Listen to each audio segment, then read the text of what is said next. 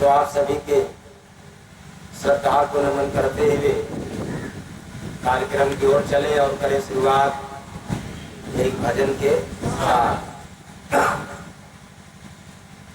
साहेब सबका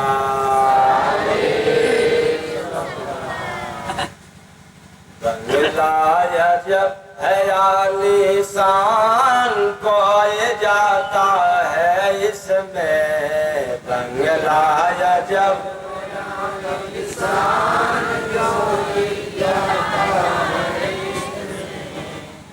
क्या करने लगे भैया? ये माइक खड़े को देख पकड़ा तो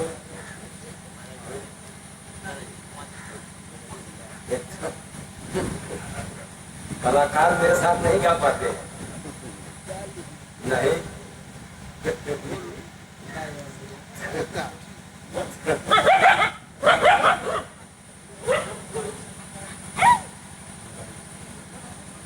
वैसे सुनने में आप तो ताजुब खाएंगे। 103 डिग्री बुखार। कितना बुखार? 103 डिग्री। 103 डिग्री बुखार बनारस से चल करके आया हूँ। बैठते नहीं पड़ रहा है, फिर भी सत्संग आपको सुनाएंगे। प्रेम से बोलिए सतगुरु भगवान की जय। और कोई इंजेक्शन नहीं, यही मत समझना कि इंजेक्शन ले करके या दवा खा करके बैठा। ये तो मजबूरी है, बुखार में रेस्ट चाहता है, रेस्ट मिल नहीं पा रहा है और फिर भी काम चालू है, उसने भी हल्का सा भी काम। तो बंगला जब है आलीशान कोई जाता है इसमें, बंगला जब है आलीशान कोई जाता है इसमें, इसको रचता है भगवान कोई जाता है इसमें, इसको रचता है भगवान कोई जाता है इसमें। 9 माह में बना है भाई पंचमहल कहलाता, 9 माह में बना है भाई पंचमहल कहलाता।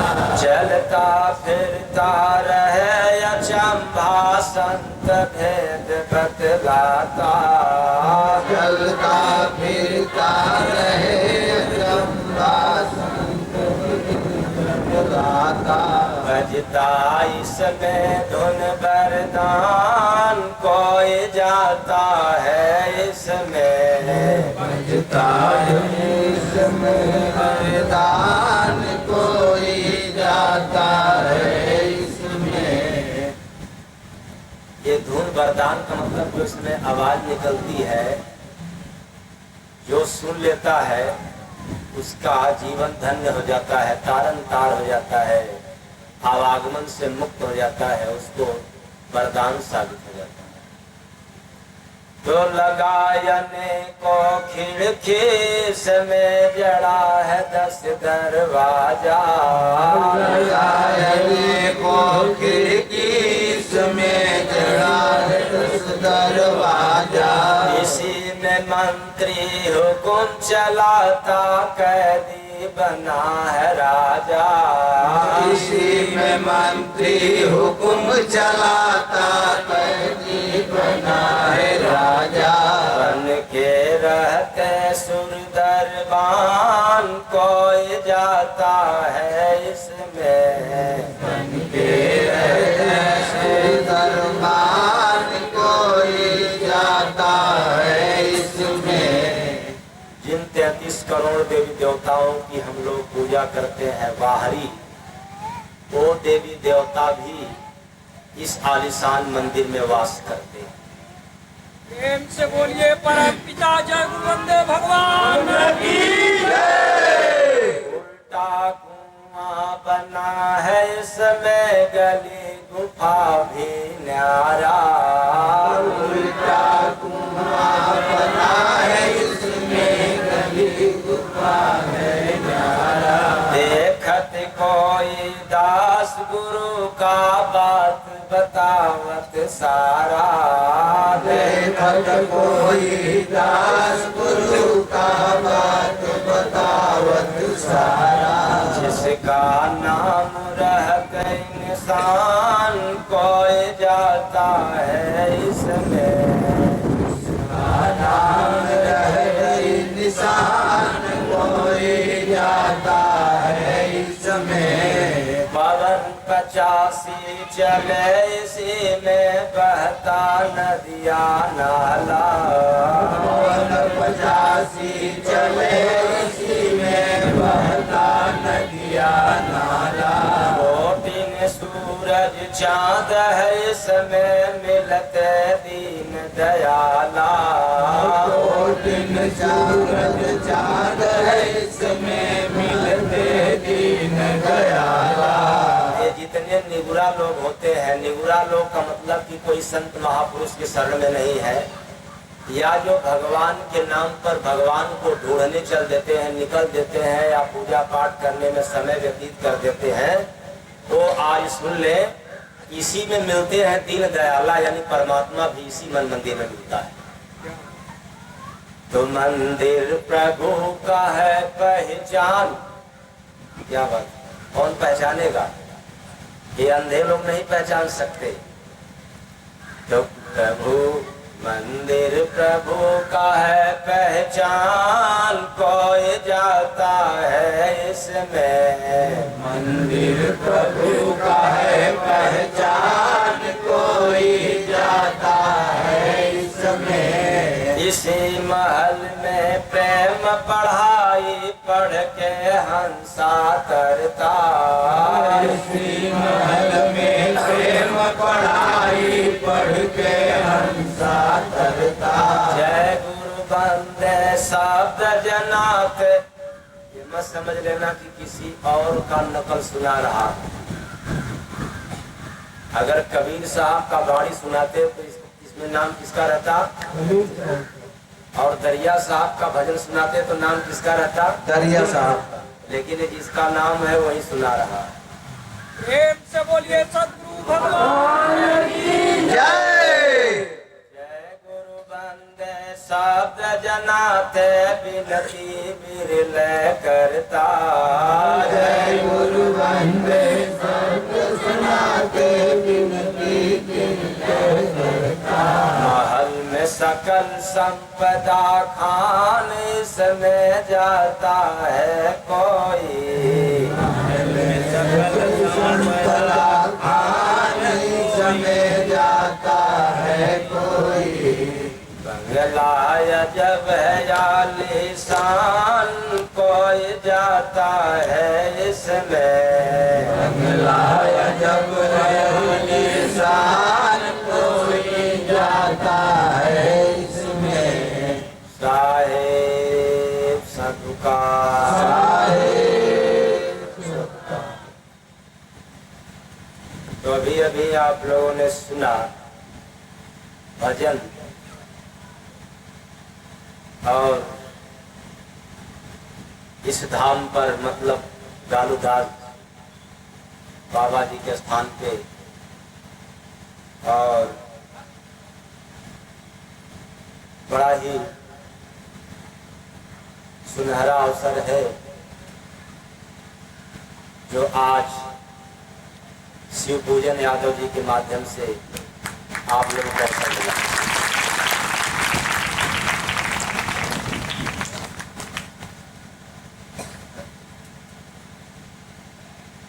तो इस क्षेत्र की जनता तो गालूदास बाबा के विषय में जानते ही होंगे, लेकिन मेरा मानना है जितना क्षेत्र की जनता जानती थी, कहीं उससे ज्यादा गालूदास बाबा के नाम पर दूर दराज की पब्लिक भी जाना करती थी। प्रेम से बोलिए सतगुरु भगवान की जय। हमें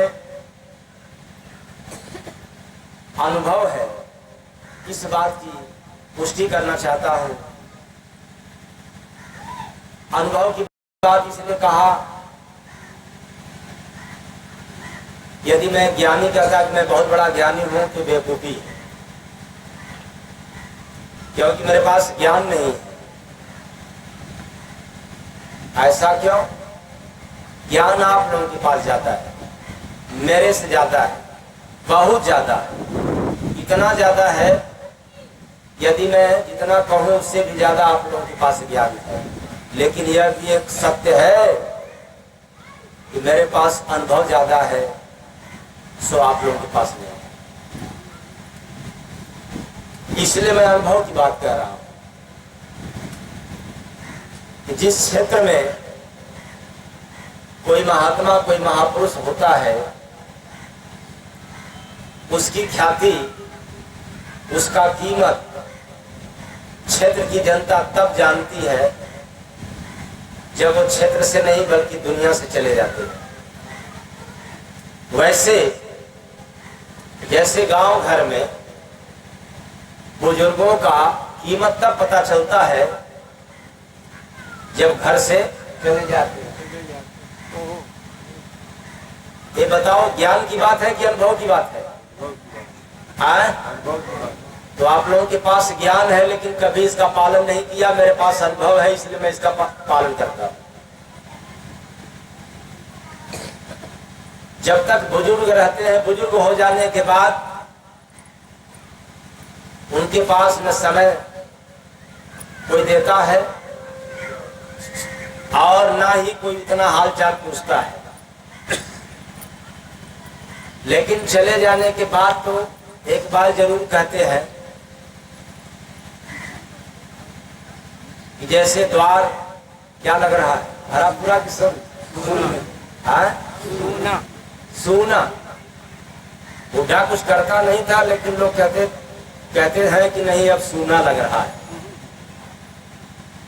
मतलब कम से कम इतना तो था कि द्वार पर कोई था और अब नहीं कोई।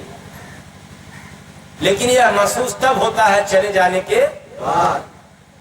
काश पहले ही गुणगान किया होता कि कम से कम आप भले बुजुर्ग हैं तो क्या हमारे द्वार की श्रृंगार तो है, शोभा तो है। तो आज से आप लोग कहोगे कि नहीं कहोगे? बुजुर्गों को, बुढ़ों को यह बात कहोगे या नहीं कहोगे?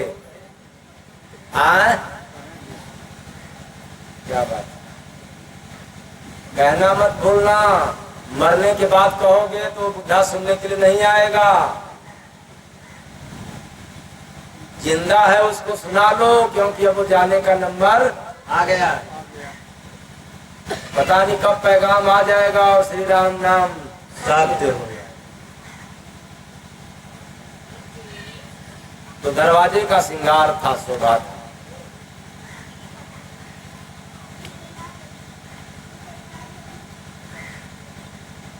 तो न जाने कितने लोगों को गालूदास बाबा की गाली अच्छा लगा होगा, उनका तो कल्याण हो गया। न जाने कितने लोगों को उनकी गाली बड़ी बुरी लगी होगी, उनका तो मैं ये नहीं कह सकता हूँ। ये तो मैंने कहा कि आप लोग मेरे ज्यादा ज्ञानी हैं, अपने अपने ज्ञान से प्रयोग कर लीजिएगा। क्योंकि महात्माओं की भाषा, महात्माओं की वाणी बड़ी अटपटी रहती है। इसको समझना डिग्री वालों का काम नहीं है। मतलब संसारिक जितने ज्ञानी बनते हैं उन ज्ञानियों के बस की बात नहीं है। तब किनके बस की बात है? जो महात्माओं की संगत में रहता है और महात्माओं की सेवा करता है, और वह भी लंबे समय तक सेवा करता है, तब जाकर के एकाक बोली, एकाक भाषा समझ में आती है। इतना टफ होता है, इतना कठिन होता है उनकी वाणी। इसका मतलब यह क्या हुआ कि वो उर्दू में बोलेंगे या अंग्रेजी भाषा में बोलेंगे? नहीं, बोलेंगे बिल्कुल सरल भाषा। किस भाषा में? सरल भाषा। सरल हृदय से बोलते हैं, सरल तरीका से बोलते हैं, सरल भाषा में बोलते हैं। तो फिर आप लोग कहोगे कि हम लोग तो MA BA हैं, PhD किए हुए हैं और तमाम ज्ञान है, तो ये तो आसान भाषा क्यों नहीं पकड़ पाएंगे? तो आसान भाषा को इसलिए नहीं पकड़ पाएंगे कि आप लोग कठिन दिल वाले हैं, यानी कठोर हृदय वाले हैं। और महात्मा क्या? कोमल हृदय। बिल्कुल सरल हृदय वाले होते हैं, कोमल हृदय वाले होते हैं, पवित्र दिल वाले होते हैं। इसलिए हम सब कठिन दिल वाले हैं, नहीं पकड़ पाते हैं। मात्र इतना ही कमी है, और कोई डिग्री थोड़ा होता उनके पास।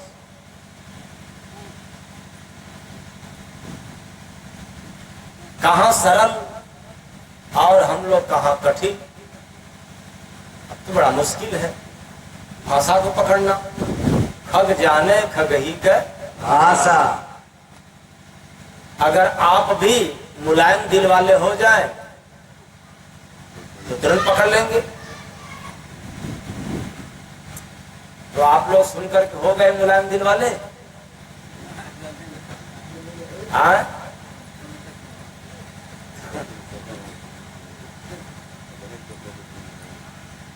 एक तब मुलायम दिल कब होगा? यहां से जाने के बाद। तो आप सुन ले थोड़ा सा राज जो अभी सुने हैं भजन,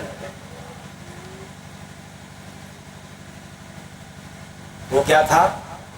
रंगला अजब है आलीशान, कोई जाता है इसमें। बंगला अजब है आलीशान, कोई जाता है इसमें। यानी बंगला का तात्पर्य है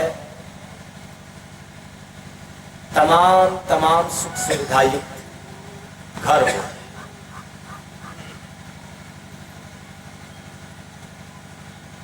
क्योंकि संसार में अपने अपने सामर्थ्य के अनुसार रहने के लिए सभी लोग मकान बनवाते हैं।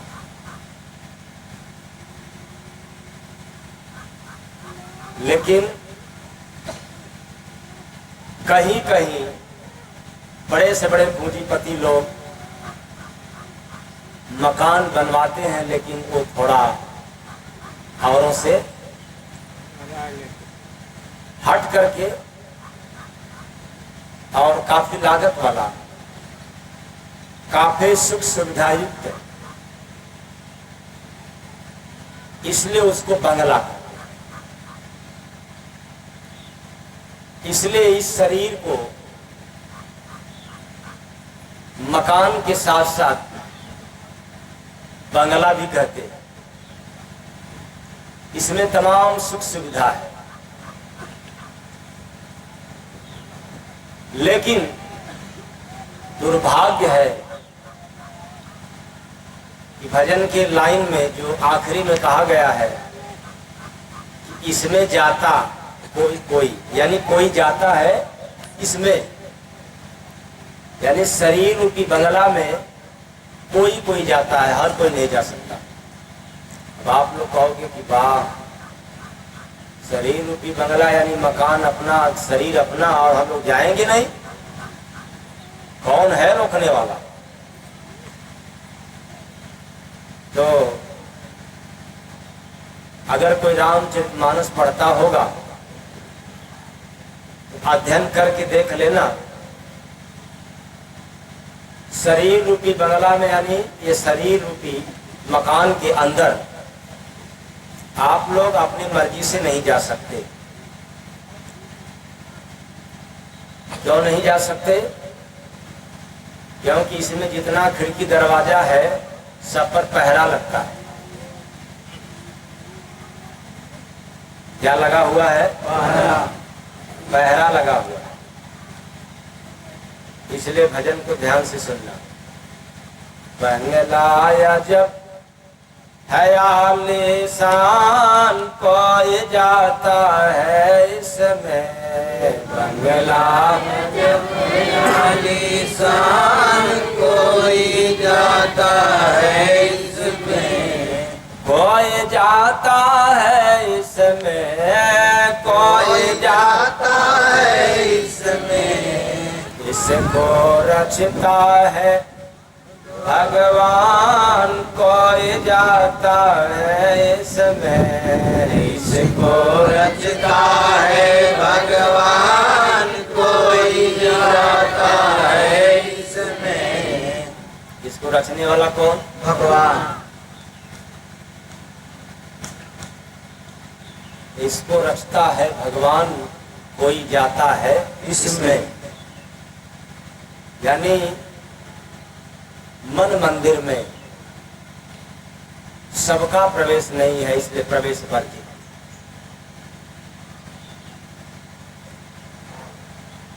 ये प्रभु का विधान है कि यदि कोई चाहे कि अपने मर्जी से इसमें प्रवेश कर जाए तो नहीं हो सकता। इसलिए इसमें पहरेदार लगे हुए, मतलब संतरी से गुजरना पड़ेगा, संतरी से मुलाकात करना पड़ेगा। तो आप लोग मुलाकात करते हैं? अपने शरीर के अंदर जाने के लिए संतरी से मुलाकात किया? नहीं किया? पता ही नहीं, पता ही नहीं।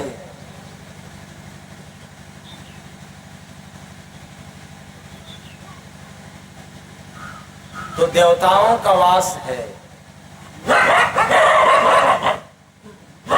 इसी मंदिर में।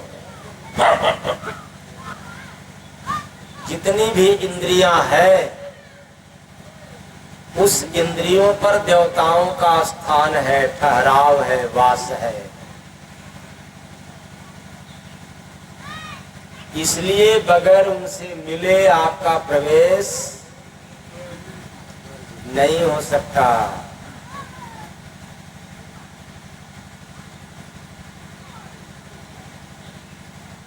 तो मैंने कहा कि आप मानस का अध्ययन कर लीजिएगा। इंद्रिय द्वार झरोखा नाना तहत से बैठे अस्थाना, इंद्रिय द्वार झरोखा नाना।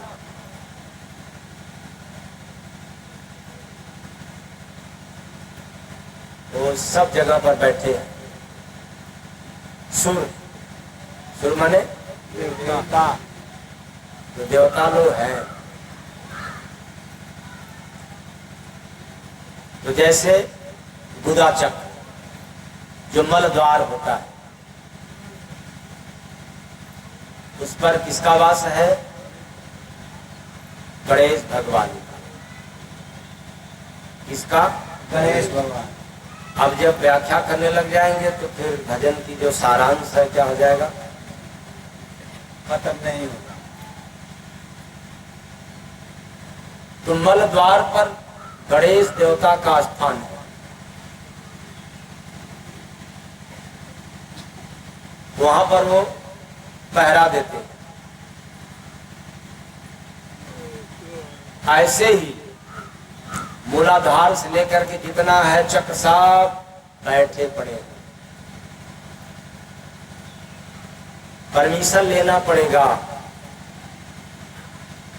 और वह व्यक्ति कभी भी परमिशन नहीं ले सकता जो बाहर की दुनिया में सैर कर रहा है, बाहर खोज रहा है भगवान को।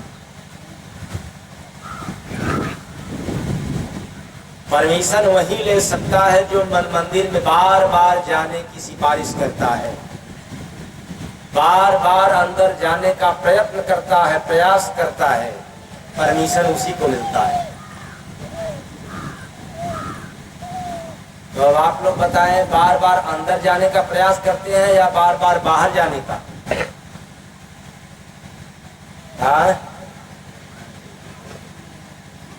नहीं समझ में आएगा, कैसे अंदर जाया जाएगा, तो अब समझाना पड़ेगा। बाहर वही ढूंढता है जिसको कोई गुरु नहीं मिला, इसलिए उसको परमिशन नहीं मिलता है अंदर जाने की। और जिसको गुरु मिल जाते हैं उसको परमिशन मिल जाता है कहाँ जाने की, अंदर। अंदर। क्यों? क्योंकि वो अंदर और बाहर यानी संसार और ओंकार का भेदी होता है, इसीलिए उसको कहते हैं शब्द भेदी गुरु। मतलब भीतर की भी नाद, भीतर की भी धुन सुनता है वो गुरु, और संसार वालों का भी आवाज सुनता है। दोनों की सुनते हुए लोगों को सुना करके अपने वतन को, अपने देश को भेज देता है। तो अपना वतन कहाँ है? अर्थात आत्मा का देश कहाँ है? अमरलोक। कहोगे अमरलोक कहाँ है? ये सवाल पूछोगे तो पूछते रह जाओगे, किसी और से पूछोगे तो पूछते ही रह जाओगे। वैसे जैसे लोगों से पूछो कि भाई बर्फी का स्वाद कितना है बताओ, तेरे सामने मिठाई है, सामने वाला खा रहा है, उससे खूब पूछे, आप न खाओ, केवल पूछते रहो, क्यों भाई मिठाई तो खा रहे हो, जरा स्वाद भी तो बताते रहो, कितना है तो बताएगा?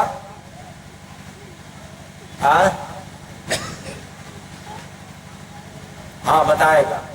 अगर कहेगा भाई बताओ स्वाद कितना, कहेगा कि बहुत है, तो कितना है तब फिर कहेगा बहुत है। कह रहे भाई बहुत में कितना है ये तो बताओ, तो वो कितना बताएं? बहुत है मैं ये बता रहा हूं, कितना में कैसे बताएं? और जब आप भी खाने लग जाओगे तब फिर आपको भी स्वाद मिलने लग जाएगा, बताना पूछना नहीं पड़ेगा। ऐसे ही अमरलोक की पहचान यदि आपको करना है तो किसी से पूछोगे तो नहीं बता पाएगा, लेकिन जैसे ही महल में जाओगे आपको अमरलोक भी दिख जाएगा। प्रेम से बोलिए सदगुरु भगवान की। किसमें जाने पर? अंदर। इसलिए मैं गारंटी के साथ कहना चाहता हूं कि हमारे जितने महापुरुष ब्रह्म पार ब्रह्म या अलख निरंजन जिसको ब्रह्म कहते हैं, भंवर गुफा, सतलोक, अगम लोक की जो व्याख्या किए हैं, नाम रखे हैं, वो महल में जाकर के यानी अपने मन मंदिर में प्रवेश करने वाला फकीर ही ये सब नाम दिया है। बाहर की दुनिया में पूजा पाठ करने वाला फकीर कभी इसका न नाम वो जान पाएगा न इसके विषय में कुछ वक्तव्य दे पाएगा। इतना है वो कठिन। तो ब्रह्म के विषय में जानना हो तो मन मंदिर में, पार ब्रह्म के विषय में जानना हो तो कहाँ खोजना पड़ेगा? मन मंदिर में। अमरलोक के विषय में जानना हो तो कहाँ जाना पड़ेगा? मन मंदिर में। ऐसा मंदिर परमात्मा ने आपको रच करके दिया है, इतना सुविधा युक्त यह शरीर आपको मिला है, फिर भी आप लोग इससे अनजान हैं, अनभिज्ञ है। इसका मात्र एक ही कारण है कि मंदिर के गुरु तमाम मिले, लेकिन मन मंदिर वाले गुरु तो बंगला अजब है आलीशान कोई जाता है इसमें। बंगला अजब है आलीशान कोई जाता है इसमें। इसलिए ऐसे महल को तैयार करने में लगभग 9 माह लग जाता है। कितने महीना? 9 महीना। 9 महीना लग जाता है। इसलिए इसको सुविधायुक्त कहा गया है। और भी 9 माह लगता है शरीर में, लेकिन इतना सुख सुविधा नहीं है, क्योंकि इस शरीर को चेतन कहा गया है।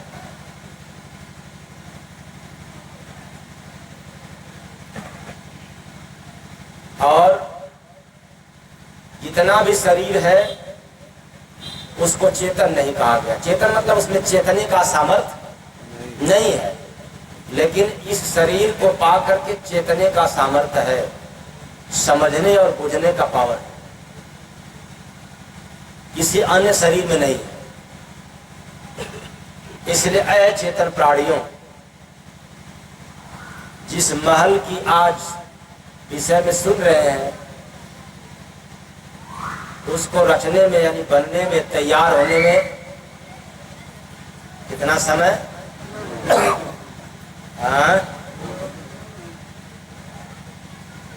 और ये मंदिर अस्थाई नहीं है, मतलब यह मंदिर एक जगह रहने वाला नहीं है। परमात्मा ने ऐसा मंदिर रचा है कि चलने फिरने वाला, चलता फिरता मंदिर। मतलब इस मंदिर की कोई स्थापना करना चाहे, नकल करना चाहे एक जगह, तो ये होता नहीं है। ऐसा रचा है। जिस मंदिर को आप लोग बनवाते हो, वैसा मंदिर तो हर जगह गांव गांव भी बन सकता है, लेकिन जो मंदिर परमात्मा ने रचा है, बनाया है, उसको गांव गांव नहीं, एक एक पल में भी उसका नकल नहीं कर सकते। मतलब इसको कहीं आप स्थापित नहीं कर सकते, इसलिए चलता फिरता है। हाँ, इस मंदिर की राज अगर कोई बताता है संसार में, तो केवल संत महापुरुष, यानी महात्मा के सिवाय इसके विषय में कोई न बता सकता है न लिखा सकता है। यही कारण है कि हमें स्वयं के विषय में, खुद के विषय में जानने के लिए हमें कहीं न कहीं किसी न किसी संत महात्मा के शरण में जाना पड़ेगा। अब आप अपने आप को ज्ञानी बन जाए, हमें क्या जरूरत है जाने की? तो इतना भी आपके पास ज्ञान नहीं है कि आप अपने शरीर के विषय में जान सकें, और इतना आप नादान भी नहीं है कि महात्माओं के पास जाने के बाद आप अपने शरीर के विषय में न जान सकें। मतलब गए तो जान गए, और नहीं गए तो नहीं जाने, नहीं जान पाएंगे, चाहे ज्ञान कितना भी हो जाए, डिग्री चाहे कितना भी हो जाए। इतना साधन युक्त है यह मानव चोला, फिर भी आज मानव भटक रहा है भगवान को पाने के लिए, फिर भी आज मानव तरस रहा है सुख पाने के लिए। आज मानव कितना भ्रमित है शांति की तलाश में। जिसके पास सर्व साधन संपन्न हो, सुविधा उसके पास हो, और आज तरस रहा है, तड़प रहा है, इससे बड़ा दुर्भाग्य क्या होगा मानव जीवन के लिए। इसलिए मैं कहना चाहूंगा, कहीं न कहीं किसी संत महापुरुष के शरण में जाकर के अपने मन मंदिर में जाने का राह ले लें, और हमेशा आपको सुख और शांति मिलता रहेगा। क्यों? शांति पाने के लिए कहीं न कहीं तो जाना पड़ेगा।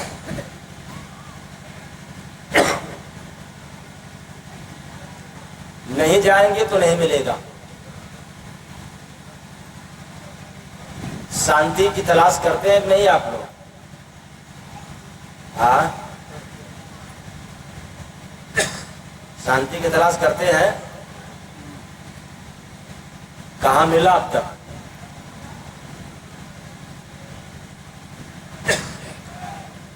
हाँ, नहीं, पहले आप शमशान घाट पे जाएं। कहाँ? शमशान घाट पे। शमशान घाट पे वहां क्या मिलेगा? क्रांति मिलेगी या शांति? क्या?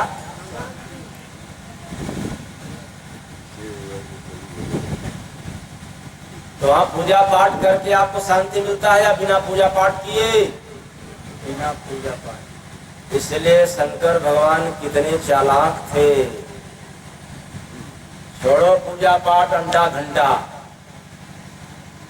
चलो शमशान घाट की भस्म लगाने के लिए। बड़ा राज है उसमें, बड़ा गुण है, बड़ी शांति मिलेगी। और आप लोग शांति पाने के लिए पता नहीं बढ़िया बढ़िया तेल साबुन लगाते हैं, लेकिन आज तक मिला नहीं। तो शमशान घाट पे शांति मिलता है।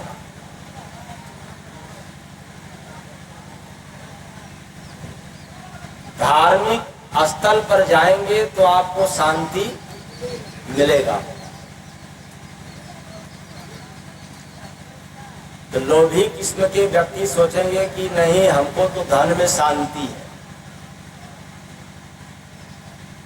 जितना धन मिलता रहेगा उतना क्या मिलेगा? शांति मिलेगा। ये कौन सुनते हैं? लोभी लोग। लेकिन जरा अनुभव से सोचें, धन जितना मिलता रहेगा आपको शांति नहीं मिलेगा। आज तक धन से किसी को शांति क्या, सुख भी नहीं मिला। धन से शांति की तो बात छोड़ दो, सुख भी नहीं मिला। तो बताओ शांति कैसे मिलेगा? सुख उसको कहते हैं जिसमें दुख न आए। लेकिन धन तो आता है, सुख मिला, फिर बाद में दुख भी मिला। वो कैसे? धन आ रहा है तो सुख, आया हुआ धन जब जाने लगा तब दुख। अरे तो भाई धन आया तो सुख मिल गया तो सुख तो रहना चाहिए ना। लेकिन वो धन के साथ सुख आया और धन ही के साथ सुख चला गया, फिर मतलब क्या है? शांति उसे कहते हैं कि धन आए तो भी और जाए तो भी एक बराबर आप शांत हैं। लेकिन देखने में आता है कि जब धन आता है तो सीना तान देते हैं और जब चला जाता है तब थोड़ा वैसा मत करना आप लोग। आए जाए उसका काम है। लेकिन मैं लोभियों के लिए कहा, उसी तरह से सभी लोग अपना अर्थ लगा लेंगे। शांति केवल केवल मुर्दा घाट पे, धर्म स्थान पे या किसी तपस्वी व्यक्ति को पाने पर या देखने पर ही मिलता है, इसके सिवा नहीं मिलता है। प्रेम से बोलिए सतगुरु भगवान की जय। तो अस्थाई शांति चाहिए तो मन मंदिर में जाना पड़ेगा,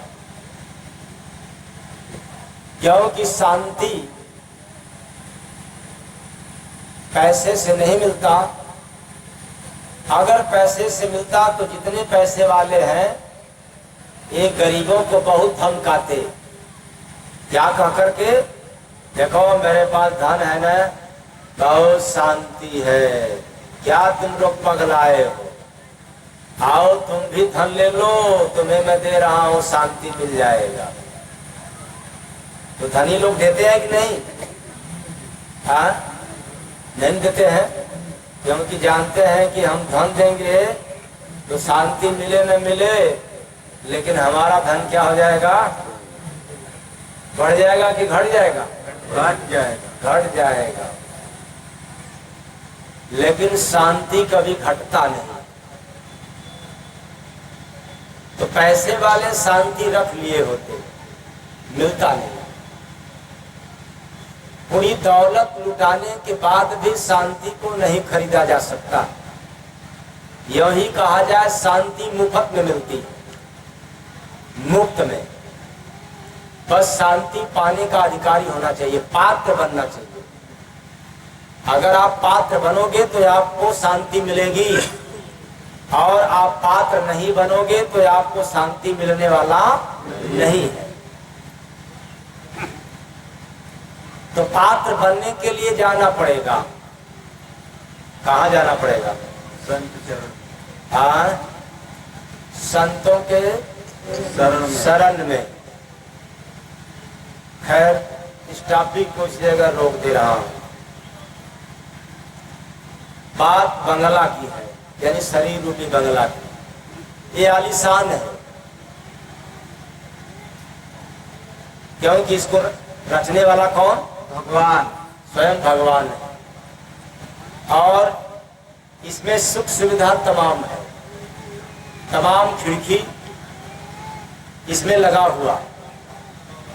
क्योंकि लोग मकान बनवाते हैं, खिड़की जरूर खोलते हैं, और मकान में, रूम में खिड़की ना रहे तो उसमें रह नहीं पाएंगे। तो कुछ लोग कहेंगे एसी लगवा लें। यही बात में आज के आधुनिक वाले, जो एक्स्ट्रा दिमाग वाले होते हैं, अगर वो कहेंगे खिड़की नहीं है तो क्या, एसी लगा लेंगे। तो घबराना मत, कुछ दिन बाद एसी आपको डीसी बना देगा, यानी आप एसी लेने लायक भी नहीं रहोगे। तो भले एसी रहे, लेकिन खिड़की जरूर रहता है। जब बिजली नहीं रहेगी तब क्या करोगे? तो इसलिए इस शरीर रूपी मकान में, इसमें खिड़की है और 10 दरवाजा भी। खिड़की के साथ साथ 10 दरवाजा, 10 दरवाजा है।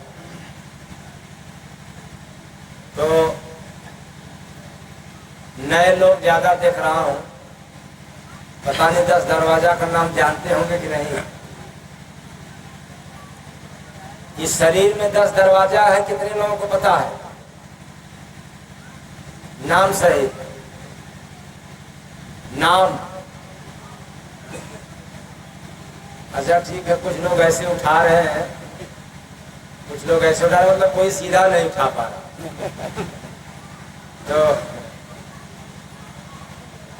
तो बता दे रहा हूं,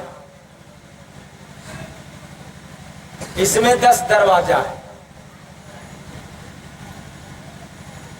और 10 दरवाजा का नाम दो आंख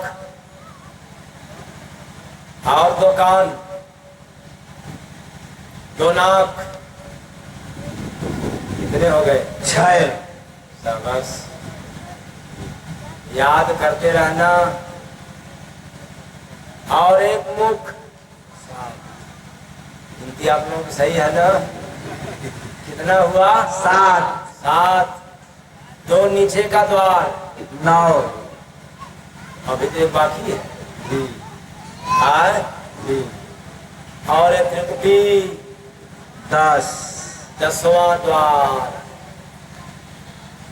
ये 10 दरवाजे का मकान है। इसमें एक और परमात्मा ने अद्भुत रचना किया है दरवाजा में। वो क्या? 9 दरवाजा खुला है, यानी शरीर रूपी बंगला की जो 10 दरवाजा है, 10 दरवाजा में 9 दरवाजा खुला है। उसको आप कभी बंद नहीं कर सकते। अपने अपने घरों में जाकर के ट्राई कर लेना, यहां मत बंद करना, घर जाकर। 9 दरवाजा खुला है मतलब कान, आंख, नाक, मुख और 2 नीचे का, ये हमेशा खुला रहेगा। जब जरूरत पड़ेगा तब अपना कार्य होता रहेगा, जैसे नित्य क्रिया कर्म, सुनना, देखना, चखना, ये हमेशा होता रहेगा। इस पर आप जबरदस्ती नहीं कर सकते। वैसे जैसे लघु शंका, लघु शंका मतलब साधु वाला भाषा, नंबर 1 वाला, जी। जिसको बाथरूम लग जाए तो कहना कि ना, इस पर तो मेरा हक है, हम तो अभी करेंगे ही नहीं। चलो कुछ मिनट बर्दाश्त किया, उसके बाद फिर जब लगा तो कहोगे कि ना, अभी तो करना ही नहीं है। तब तक पता चला कि कपड़ा ही गीला हो जाए। तो कहने का तात्पर्य है कि 9 द्वार खुला है। उस प्रभु की रचना को जरा समझो कि 9 द्वार खुला है, कोई ज्ञानी विद्वान बंद नहीं कर सकता। और 10वां बंद है, संसार का कोई व्यक्ति इसको खोल नहीं सकता। 10वां बंद है, वो कभी खुल नहीं सकता। और 9 खुला है, वो कभी बंद नहीं हो सकता। मर जाने के बाद भी वो कभी बंद नहीं हो सकता। ये मत समझना कि मरते मरते हम बंद करके चल जाएं, नहीं, जल जाएगा, राख हो जाएगा, खत्म हो जाएगा, लेकिन उसको आप बंद नहीं कर सकते। तो 10वां मतलब त्रिपुटी, जिसमें इंगला और पिंगला, मध्य का सुषुम्ना नाड़ी का संगम होता है, मिलन होता है, यानी सूर्य नाड़ी और चंद्र नाड़ी, जिसको सदपड़ी भाषा में लोग कहते हैं कि गंगा नदी और यमुना नदी, और सुषुम्ना नाड़ी को सरस्वती नदी, गुप्त नाड़ी, ये तीनों का संगम होता है। कितना अद्भुत रचना है उस परमात्मा की। देखना कभी भी अपने नाक को बंद करके, दोनों नाक मत बंद करना, नहीं, ये दरवाजा है, अगर दोनों बंद कर दोगे तो ये खोलना पड़ जाएगा। और जबरदस्ती अगर कर लिया तो फिर राम नाम। इसलिए एक दरवाजा को बंद करके देखना, चाहे दाहिने को या बाएं को, हमेशा ये नाक दोनों काम नहीं करता है, एक काम करता है, यानी एक से ज्यादा श्वास आता है, फ्री आता है बिना दबाव का, और दूसरे नाक से दबाव सहित, दबाव युक्त आएगा, यानी थोड़ा बल देना पड़ेगा। हाँ, जुकाम सर्दी है वो अलग बात है, लेकिन आप स्वस्थ हैं तब पर भी आप दोनों नाक से आराम से श्वास नहीं लेंगे। एक नाक आपका अच्छा चलेगा, एक स्वर, दूसरा बाधित रहेगा। तो दोनों नाक भी चलता है आराम से। वो होता है भोर का समय से लेकर के इधर 5-6, सवा 6 बजे तक। फिर दोपहर में ये समय समय पर चलता है। तो कहोगे तो कहीं लिखा हुआ नहीं है। तो मैंने कहा ना कि भाई लिखा हुआ तो सारे लोग बक देंगे, ज्ञानी लोग। अरे भाई ये शरीर के भीतर की राज है, लिखा पढ़ी में नहीं है। ये तो फकीरों के अनुभव की बात है, ये तपस्या साधना की बात है। ज्ञान की भाषा यहाँ पर चलने वाला नहीं है।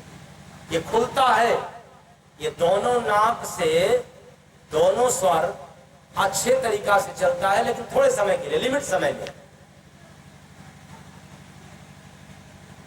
और जब दोनों नाक स्वतंत्र चलता है, उसी समय सुषुम्ना नाड़ी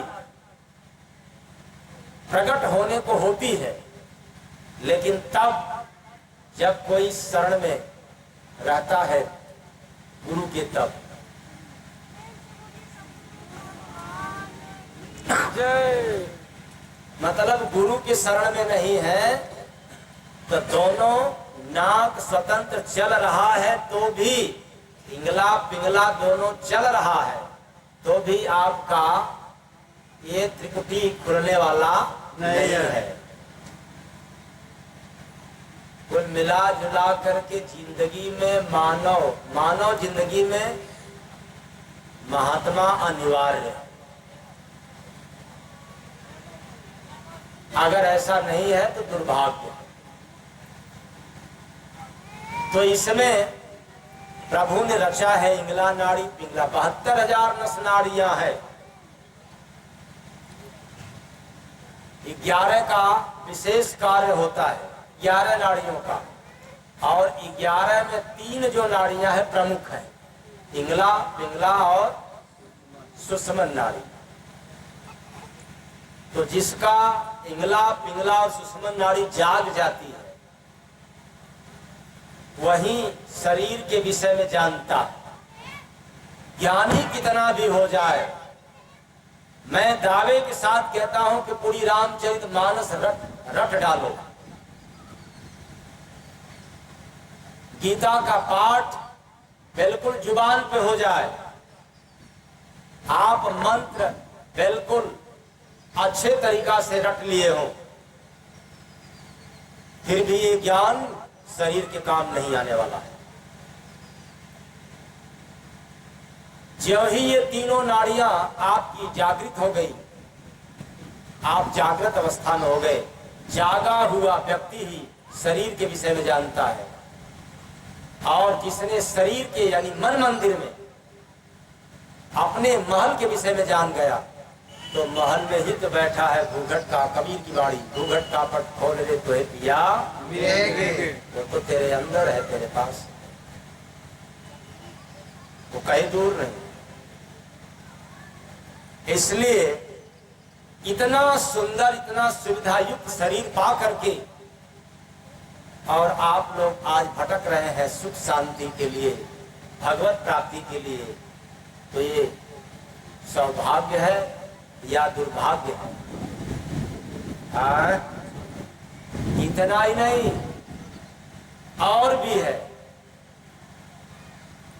इसी महल में उल्टा कुआं भी है।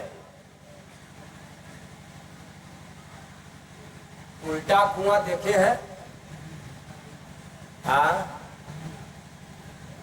तमाम महात्मा लिखा पढ़ी बात सुनाते हैं, जीव को उल्टा करो, क्योंकि अनुभव तो है नहीं। बिना अनुभव का ज्ञानी नकली ज्ञान। तो इसके पहले जो नाम लिया था नाड़ी का, ये नाड़ी ही उल्टा काम करती है, उल्टा कुआं। और इसमें अमृत भरा पड़ा है। जब ये जाग जाती है तो लोग कहते थे कि रावण के नाभि में क्या था? अमृत। अमृत। तो समझ में नहीं आता है कि जीभ पर स्वाद अगर आप चखते हैं तो नाभि में चली जाती है क्या? हाँ, नाभि में चली जाती होगी जीभ पर चखने पर। चखने पर नहीं होगा, खाने पर होगा। जब आप खाएंगे वो अंदर जाएगा तब नाभि में जाएगा। तो लोग बताते हैं जीभ को उल्टा करो तो तालू में सटाओ तो क्या ये कुआं है, उल्टा है, सब फर्जी ज्ञान है। ये नाड़ी जैसे ही जागती है तो जब चढ़ती है ऊपर और दसम द्वार त्रिपुटी में जहां संगम होता है, मिलन होता है, वहां तीनों का जब मिलन होता है तो अमृत का छड़ाव होता है, वहां से रिसा होता है, छड़ता है, यानी उल्टा ऊपर से तब गिरता है नीचे। उसको हम लोग कहते हैं कि हाँ उल्टा है। और इसमें इतना आलिशान सुख सुविधा है कि संसार का पवन यानी हवा रुक सकता है किसी न किसी दिन, किसी न किसी समय। लेकिन याद रखना, जो ये महल बना है, इस महल में पवन किसी दिन की तो बात छोड़ दो, एक पल भी नहीं रुकता, मतलब निरंतर बहता रहता है। प्रेम से बोलिए सतगुरु भगवान की।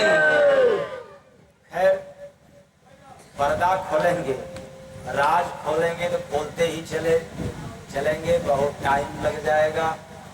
हम भी अस्वस्थ हैं, बहुत तेज बोल नहीं पा रहे हैं, लेकिन बंगलाया जब आलिशान कोई जाता है इसमें, बंगलाया जब आलिशान कोई जाता है इसमें। तो इतना बेजोड़ सुविधा युक्त रचा हुआ महल आपके पास है, यानी मंदिर है, ये तन है, शरीर है, और इसकी आप लोग कदर नहीं किया,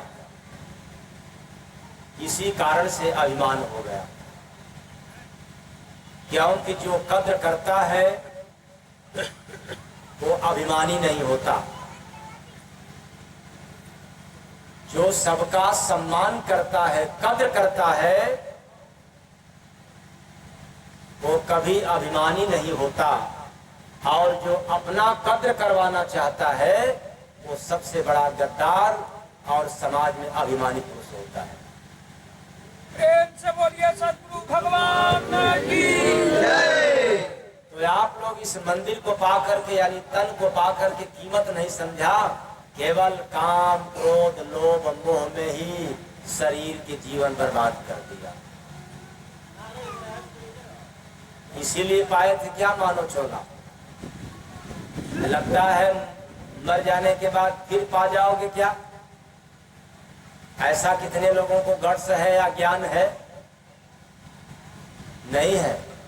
अगर ज्ञान हो तो अपने नाना नानी, दादा दादी, बाबा को देख लेना, क्या वैसा शरीर या उस शकल का शरीर फिर आया कि नहीं आया? और जब नहीं आया तो आगे भी आने वाला नहीं। तो मिला मानुष का तन अभिमान हो गया, और मिला मानुष का तन अभिमान हो गया, भोला हरि भजन गई हो गया, और भोला हरि भजन बेईमान हो गया। मैं आप लोगों को बेईमान नहीं बना रहा हूं, ये भजन में हमारे गुरु महाराज ने दिया है कि देखो, जिस परमात्मा ने इतना सुंदर काया को रच करके संसार में भेजा है, सुविधायुक्त, और जो मैंने सुख सुविधा दिया है वैसा सुविधा संपत्ति को गवा देने के बाद भी मिलने वाला नहीं है। इसके बाद भी मानव तनधारी जो है वो मुझे भूल गया तो बेईमान नहीं है, तब का ईमानदार है। हाँ, तो मिला मानुष का तन अभिमान हो गया, अभिमान हो गया, भूला हरि भजन बेईमान हो गया, भूला हरि भजन बेईमान हो गया। तो अब आप लोग बेईमान न बनिएगा, कम से कम अगर आप ईमानदार न बनकर के जाए तो बेईमान भी बनकर के मत जाना।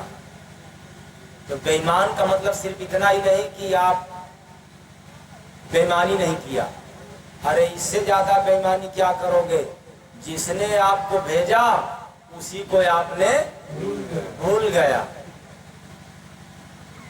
हाँ,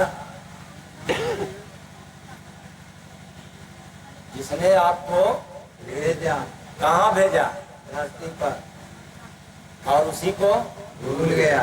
जिसने तुझको जन्म दिया है उसी को भजना भूल गया, जिसने तुझको जन्म दिया है उसी को भजना भूल गया। तो जिसने आपको जन्म दिया, कौन जन्म दिया, तो भगवान कौन है। तो रामचरितमानस में चलो, अब प्रभु कृपा करो यही भांति। ऐसा तो नहीं न है कि आप डीह कृपा करो यही भांति, या अब दुर्गा कृपा करो यही भांति, शंकर कृपा करो यही भांति, चाहे जो भी कृपा करो यही भांति। अगर दी भगवान होते अथवा 33 कोटि देवी देवता खुद भगवान होते तो फिर शंकर को शंकर भगवान नहीं कहते, क्योंकि भगवान को कोई पद नहीं मिला, पद से पार है वही भगवान है। शंकर इतना तपस्वी थे कि शंकर को भगवान की उपाधि मिल गई, शंकर भगवान। विष्णु भगवान, क्योंकि विष्णु तपस्या किए थे। हनुमान भगवान, क्योंकि राम भक्त हनुमान तपस्या किए। वाल्मीकि ब्रह्म नहीं थे, लेकिन उल्टा नाम जपत जग जाना, वाल्मीकि भय ब्रह्म समाना। वो ब्रह्म कोई और है, वो परमात्मा केवल केवल अकेला है। जिसने उस परमात्मा को याद किया उसको उपाधि मिल गई, इसलिए वो प्रभु अकेला है। अब प्रभु कृपा करो यही भांति, सब तज भजन करब दिन राति। यानी गर्भ में जीव प्रभु से फरियाद करता है, न कि दुर्गा से, न ब्रह्मा से, न विष्णु से, न और किसी से, केवल प्रभु से, जो उपाधि से परे। इसलिए बड़ा सुंदर समय मिला है, इसको अन्यथा न जाने। ऐसा आलिशान बंगला अथवा मन मंदिर काया दोबारा नहीं मिलने वाला है। वैसे जैसे आप अपने घर में निर्धारित समय पर रोज एक काम नहीं कर सकते, जबकि समय आपका, घर है आपका, फिर भी आप जो काम आज जिस समय पर किए हैं वही काम कल उस समय पर नहीं कर पाएंगे, थोड़ा अंतर जरूर होगा। और आप अनुभव करना अपने अपने घरों में जाकर कौन सा पैसा खर्च होने वाला है, घड़ी से देख लेना। मान लिया जाए 12:05 पर जो आप काम किया, तो कल ठीक 12:05 पर वही काम करने के लिए प्रयास करना। देखना विघ्न आता है कि नहीं आता है। इसलिए ये बड़ा सुनहरा समय मिला है, इसको गवाओ नहीं। किसी फकीर के शरण में जाकर के नाम दीक्षा ग्रहण करके उस परमात्मा को याद कर लें जो परमात्मा घट घट व्याप्त है, जो सर्वत्र है, सर्वव्यापक है। उस प्रभु को आप अपने मन मंदिर में देख सके और सिर्फ देख न सके, उससे मिल सके, उससे बात कर सके, इसके लिए आपको महात्माओं के सानिध्य में जाना पड़ेगा। तो देखे शेरवा पे हाला हो जंगल में आके, शेरवा पे हाला हो जंगल में आके, जंगल में आके भाई जंगल में आके राज कुकुरा दिखाला हो जंगल में आके, राज कुकुरा दिखाला हो जंगल में आके। ये उल्टी भाषा है, जिसको कहते हैं कबीर साहब के जमाने में उलट भाषी, और दरिया साहब के जमाने में उलट बानी, और अब जय गुरुबंदे के जमाने में उलट भेदनी या ब्रह्मनाशनी। ये दो नाम गुरु महाराज ने दिया था मुझे। इसका दोनों नाम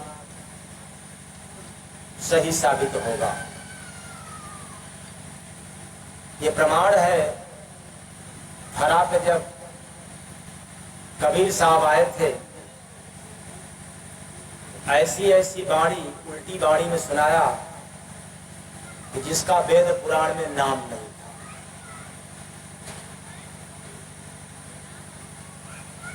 इसलिए उन्होंने अपना परिचय भी उल्टी बाणी में यानी उलट भाषी में दिया करते थे। जैसे कबीर दास की उल्टी बाणी, अब बरसे कम्बल भीगे पानी कम्बल बरसता है क्या? नहीं, लेकिन कबीर साहब ने सावधान कर दिया पहले, क्या? कबीर दास की उल्टी पानी। अब जो बानी पर नहीं ध्यान देगा कहेगा कबीर बहुत गलत बात है। ये क्या कबीर की बाणी है? उल्टी बाणी कम्बल। लेकिन जिसने उल्टी बात पर ध्यान दिया कि रे उल्टी बात है, इसका मतलब कहीं कहीं राज है इसमें, वो तो राज जानने के चक्कर में पड़ जाएगा। और जो उल्टी बात पर ध्यान नहीं दिया, अरे क्या कबीर की अटपटा बाणी, छोड़ो क्या मतलब है, कमल कहाँ बरसता है, वो कभी नहीं समझ पाएगा। तो कबीर नाम पर था।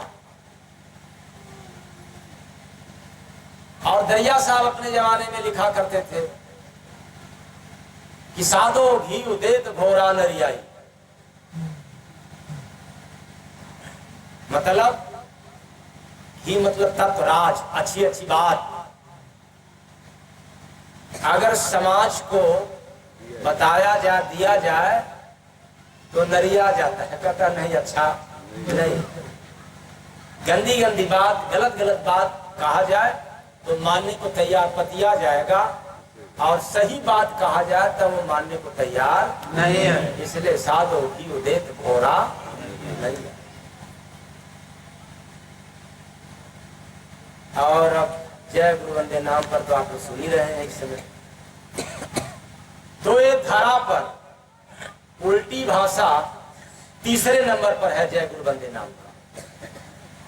पहले नंबर पर कबीर साहब, दूसरे नंबर पर दरिया दरिया साहब, और तीसरे नंबर पर जय गुरु वंदे महाराज। तो जब कबीर साहब चले गए तो खूब लोग ढोलक पीटते हैं, और दरिया साहब चले गए तो खूब उनके बाड़ी को लोग, और जब थे तब बड़ा एतराज विरोध होता था, और चले गए तो अब पूछना ही क्या है। तो ऐसे ही लगता है कि मेरे भी चले जाने के बाद ही सब भाषाओं का बोलचाल होगा, क्योंकि ये जो उल्टी भाषा है इसको ज्ञानी लोग नहीं समझ सकते। तब कौन समझ सकता? जो साधक होगा। यानी साधक कौन? जो साधना में सफर करने वाला होगा।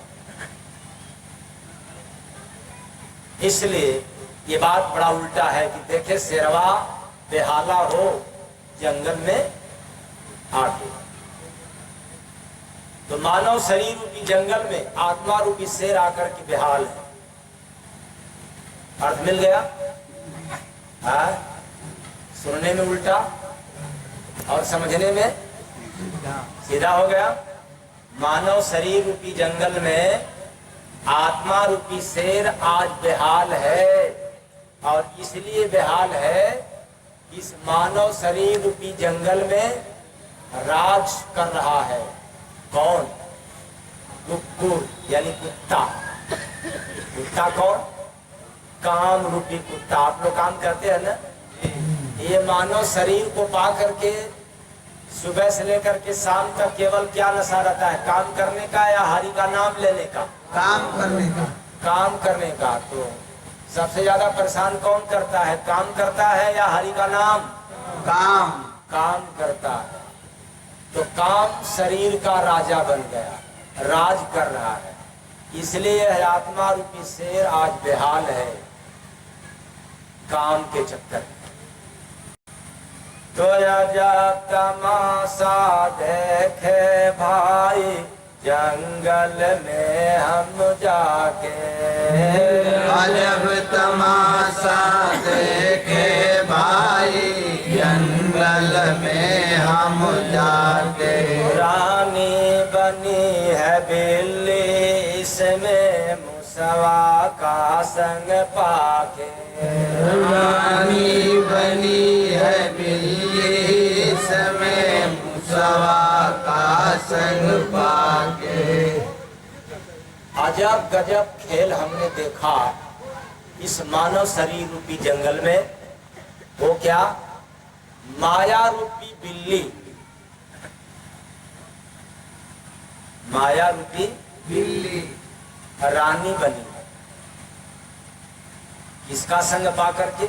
मूस का। यानी मन रूपी मूस का संगत पा करके ये माया रूपी बिल्ली क्या बन गई है? रानी। तो बिल्ली को छोड़ दो और मूस को भी छोड़ दो। पकड़ो किसको? माया को और मन को। यानी ये माया रानी बनी है मन के संग, मन के सहयोग से, मन के ताकत से आज माया भी खेल खेल रही। इसलिए महात्मा लोग कहते हैं कि तेरा मन सुधर जाए, तेरा मन मान जाए तो माया को मानते देरी नहीं लगेगा। और मन न सुधरे तो माया को मनाना चाहो तो मानने वाली नहीं है। नहीं। क्यों? कि मन मरा न माया मरी, मरी गया शरीर। कबीर दास की बाणी। अगर किसी महात्मा का उदाहरण दूंगा तो उसका नाम जरूर लूंगा। वैसे तो मैं जल्दी देना पसंद नहीं करता हूं। गीता की बात बोलूंगा तो गीता का जरूर नाम ले लूंगा। रामचरितमानस का प्रमाण दूंगा तो जरूर नाम ले लेंगे। और कोई नाम नहीं ले रहे हैं तो हमारे गुरु महाराज का दिया हुआ ताजा ताजा वाणी। तो कहने का मतलब है, मन के संगत से आज माया इस मानव शरीर रूपी जंगल में रानी बनी। तो देखे शेरनी घेरा लाओ जंगल में आके, देखे शेरनी घेरा लाओ जंगल में आके। समस्त कुसंग रूपी पशु समाज के मध्य आज जीव रूपी शेरनी घिर गई। ये कुसंग रूपी पशु समाज मतलब काम, क्रोध, लोभ, राग, द्वेष, ईर्ष्या, चुगली, कपट, अहंकार, जाति, मजहब, ऊंच नीच, तमाम प्रकार का कुसंग है। ऐसे पशु समाज में घिर गई है, इसलिए बेहाल है। एक तमाशा और भी देखे, ऊंट बना है मंत्री। एक तमाशा और भी देखे, ऊंट बना है मंत्री। अहंकार रूपी ऊंट मंत्री बना है इस मानव शरीर रूपी जंगल में। यानी वो जैसे अहंकारी व्यक्ति कहता है वैसे ही आप इसको सुनना पड़ता है। इसलिए अहंकारियों को इतना ज्ञान नहीं है कि मेरे अंदर कितना अहंकार है। चाहे कितना भी ज्ञान उनके पास हो जाए, लेकिन अहंकारी को कभी भी इसका ज्ञान नहीं हो सकता कि मेरे पास कितना अहंकार है। क्यों? जिस व्यक्ति को ये पता चल जाए कि मेरे पास अहंकार है, तो अहंकार वो समाप्त कर सकता है। पता चलता नहीं, इसलिए अहंकार समाप्त नहीं होता है। इसीलिए वो मंत्री बना हुआ है, सलाहकार। सबके ऊपर हुक्म चलाता, पहना गले में जंत्री। सबके ऊपर हुक्म चलाता, पहना गले में जंत्री। ये तो मतलब समझ आ ही रहा है कि सबके ऊपर हुक्म यानी अपना राज कायम करना चाहता है, आदेश पारित करवाना चाहता है। दरोज हाथिया बेचाना हो जंगल में आके, रोज हथिया में जाला हो जंगल में आके। इस मानव शरीर रूपी जंगल में देखो कितना बड़ा राज छिपा हुआ है। ये लोभ रूपी हाथी समाज में बेचा जा रहा है। लालच रूपी हाथी, जैसे हाथी का सूंड सबसे आगे, ऐसे ही लालचियों का विचार सिद्धांत सबसे आगे। इसलिए हाथी को क्या कहा गया? लोभ। समाज में लोभ का यानी लालच दिखा करके बड़े से बड़े काम को लोग सिद्ध कर लेते हैं। इसलिए आज लोभ को क्या किया जा रहा है? बेचा जा रहा है। एक तमाशा, शॉर्टकट बता रहा हूं, वरना एक लाइन का अर्थ बताएंगे तो बहुत टाइम लगेगा। ये सब तमाशा की बात है। एक तमाशा और भी देखे, मुर्गी गाना गाती। एक तमाशा और भी देखे, मुर्गी गाना गाती। अरे माया रूपी मुर्गी तेरा मेरा का राग अलापती है, गाना गाती है। माया है रे तेरा है, नहीं इतना मेरा है। ये मुर्गी भी गाना गाती है तो, यानी माया रूपी मुर्गी। तो आप लोगों के पास तो माया नहीं न है? है आप लोगों के पास? आप लोगों के पास क्या बात? तेरा मेरा ये राग अलापती है, तेरा मेरा रूपी गाना रोज गाती है। खैर पशु पंछी सब सुने उसी का राग बड़ा रे भाती।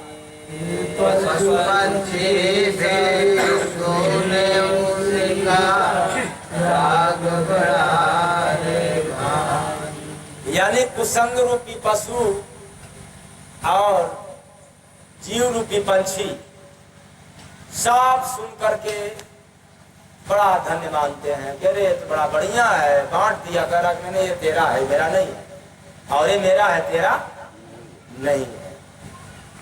मोर मोरनी से वाला हो जंगल में आके, मोर मोरनी से वाला हो जंगल में आके।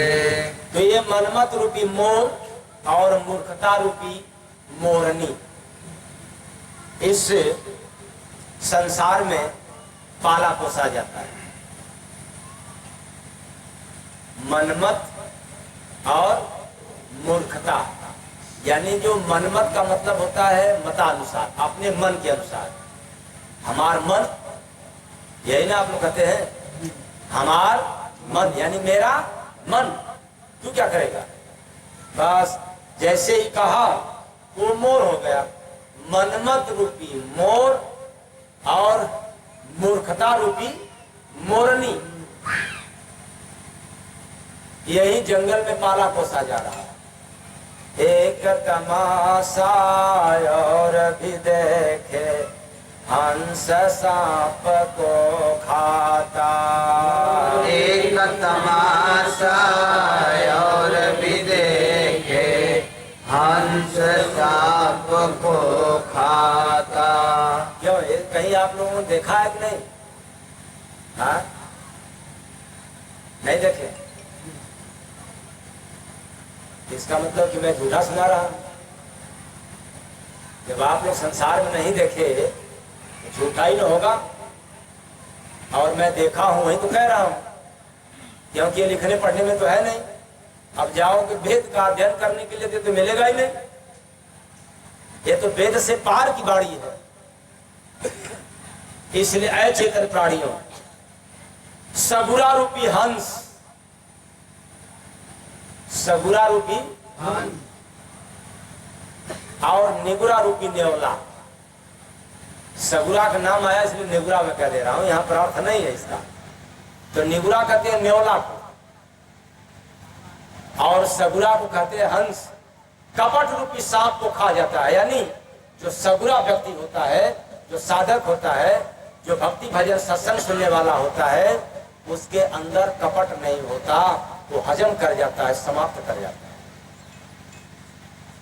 जो सगुरा रूपी हंस कपट रूपी सांप को खा जाता है। उत्तर मिल गया? अच्छा। घास फूस को चरते चरते जब जंगल में जाता। घास फूस को चरते चरते जब जंगल में जाता। यानी गुण अवगुण रूपी घास फूस को चरते चरते जब जंगल में भ्रमण करता है, तो बस उल्लू पेराला हो जंगल में आके। बस उल्लू पेराला हो जंगल में आके। यानी जब इस संसार रूपी जंगल में 84 लाख रुपी कुल्लू में प्रवेश करता है कौन प्रवेश करता है? उल्लू। और उल्लू कौन है? अज्ञान रूपी उल्लू को ही डाल करके पेरा जाता है। यानी संसार रूपी कोल्हू में उल्लू को ही पेरा जाता है और कोई यानी हंस नहीं पेरा जाते। तो आप बताएं, आप लोग हंस बनना चाहते हैं या उल्लू? हाँ, हंस। तो हंस बनने के लिए महात्मा के शरण में रहना पड़ेगा। सिर्फ रहना ही नहीं पड़ेगा, रहने का मतलब उनके पास नहीं, उनके वचनों का पालन और भक्ति भजन सत्संग और सेवा करना पड़ेगा, तब आप हंस कहलाओगे। नहीं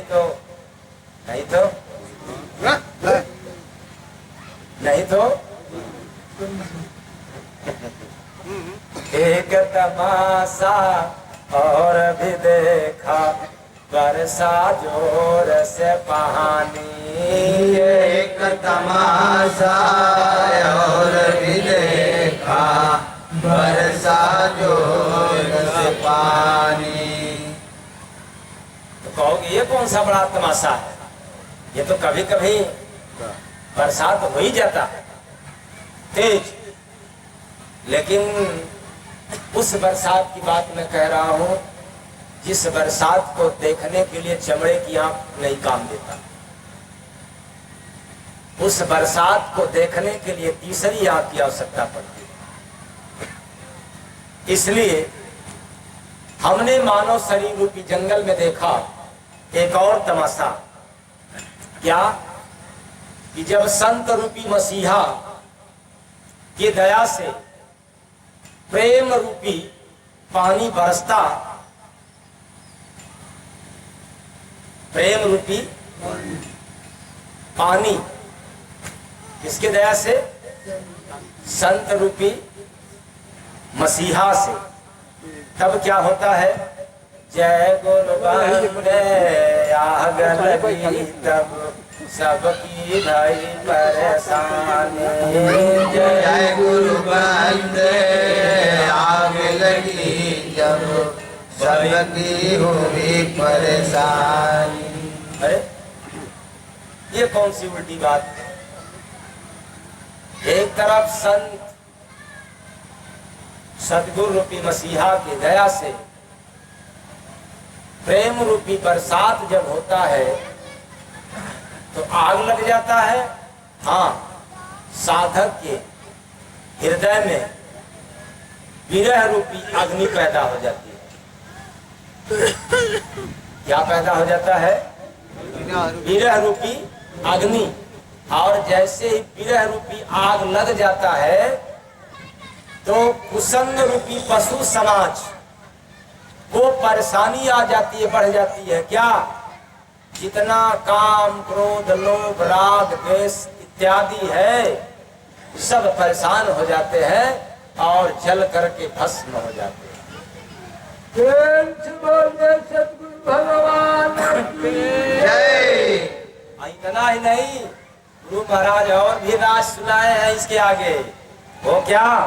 रोटी जल से है राला। अरे पढ़ते रहो वेद पुराण। रोटी जल से है राला हो जंगल में आके। रोटी जल से है राला हो जंगल में आके। तब कर्म रूपी रोटी। कौन?